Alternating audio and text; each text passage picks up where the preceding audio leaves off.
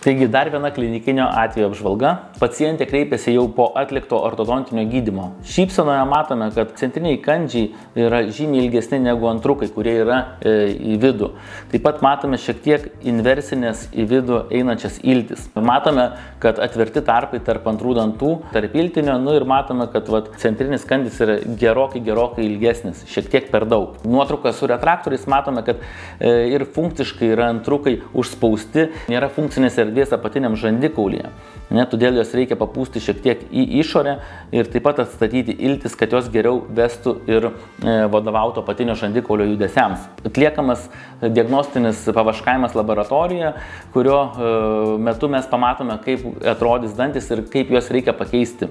Tuomet tą pavaškavimą burnoje mes galime pamatuoti, naudojant laikiną medžiagą, ir šiuo atveju nuotraukoje matome pavaškavimo pernešimą, kas tai yra kaip maketas būsimiems dantims. Po pavaškavimo pernešimo nuspręsta iltis restauruoti tik tai estetinio plombavimo būdu, o antrus dantukus suprotezuoti be metalės keramikos laminatėmis. Šoninis vaizdas, taigi atlikus preparacijas, vienas antrukas, kuris buvo gyvas, buvo nupreparuotas ypatingai mikroinvazyviai, tai yra paliekant visą emalį, ir buvo nušlifuota sena buvusi be metalės keramikos laminatė ant kito antruko. Šypsena po matome jau harmoningesnį vaizdą, reiškia harmoningas incizalinių kraštų skirtumas tarp pirmų ir antrų dantų, papūstos taisyklingos iltis, kurios atlieka geriau savo funkciją.